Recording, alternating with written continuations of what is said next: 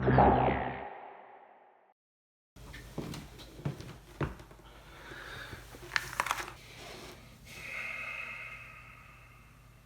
my toddler loves these little yogurt pouches, but I couldn't help but notice how the tops look like some pod racer engines or something. So I channeled my inner craftsman and decided to incorporate them into my Gunpla. I had this old HG ball that I'd cut the sides off of, not sure what for, but I think I could repair it with some builder's parts radomes. Now one thing I hated about the HG ball is that it had this exposed cockpit with no pilot, so I 3D printed one. You can download the STL below if you need one too. I also wanted to incorporate at least one LED into this build. Lighting up the cockpit seemed like an easy choice. The LED fit in right above the pilot's head. So I drilled a little hole through the cockpit and threaded the LED through the other side. I tested the light with a coin battery before gluing it in place. I carefully cut out a square in the bottom of the ball so that the wires had a discrete place to be connected to a battery.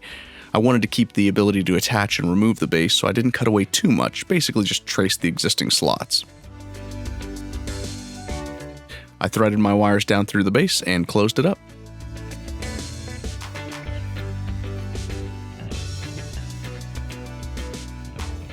Then it was time to close up one side of the ball using the radome, if I could just decide on how I wanted to position the darn thing.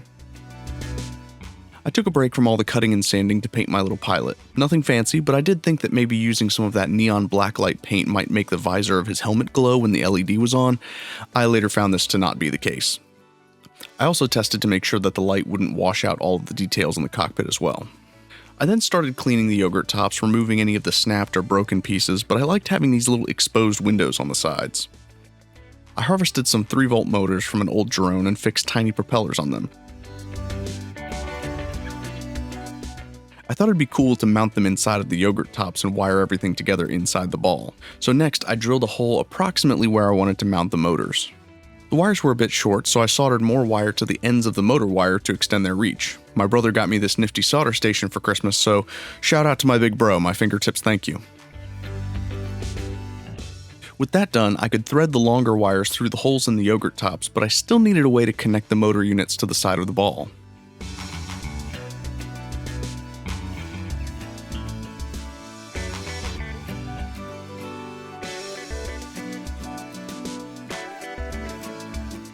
I also had to find a way to incorporate the arms back onto the build, so I trimmed the inside of the arms and sandwiched the radomes against the hull to create a mount for the arms.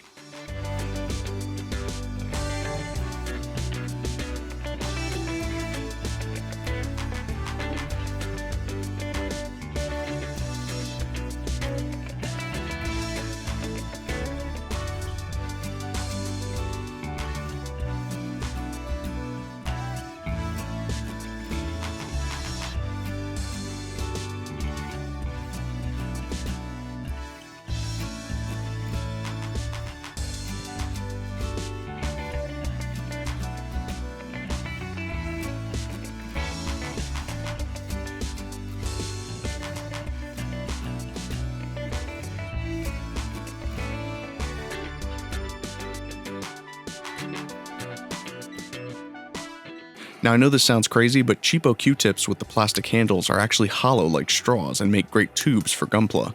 So I opted to mount the motors on the side using these so that I could thread the wires from the motors into the body of the ball.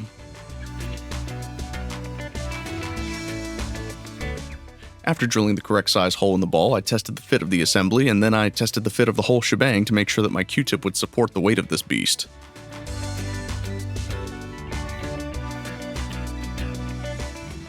Then we went outside for some priming and painting. Yeah, I used rattle cans, you can sue me. With the whole thing painted and tested, it was time for final assembly using CA glue and making sure that it all fit nicely together.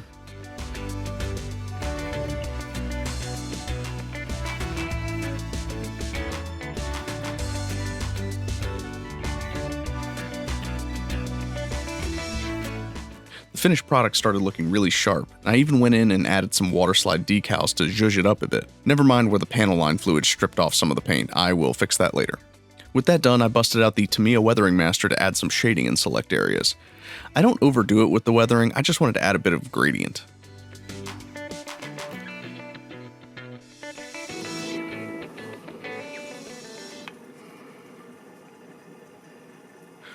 One last test of the circuits, and then it was time for glamour shots.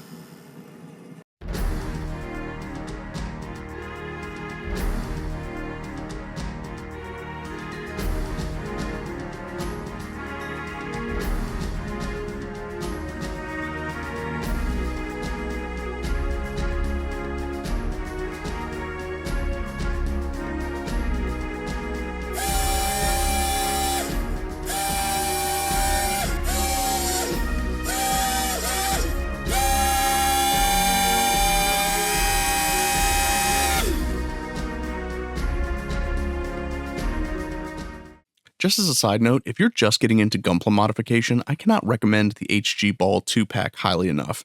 Not only do you get 2 of them so you can screw one up and still have another to tinker with, but the large hollow body makes it easy to stuff electronics into. That's all for now. Thank you so much for watching. I will catch you later.